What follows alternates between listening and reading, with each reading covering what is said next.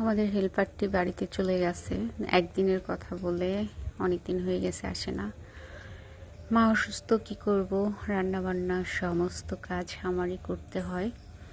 তো ভাবলাম শর্টকাটে কিভাবে কাজ করা যায়। তো আমি আবার সবসময় চাকু দিয়ে কাজ করি।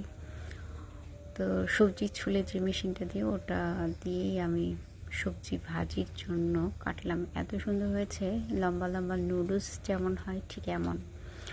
ভাজিগুলো খুব জোস লাগতেছিল দেখতে, মানে সবজি কেটেছি যে সেটা খুব সুন্দর লাগছিল দেখতে, মানে নুডলসের মতো লম্বা লম্বা অনেক সুন্দর ভাজিটা কাটা হয়েছে।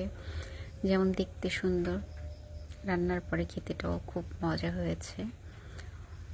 তো জানি না আমাদের বাড়ির হেল্পার কবে আসবে। বাড়িতে একদিনের কথা বলে 3 দিন হয়ে গেছে।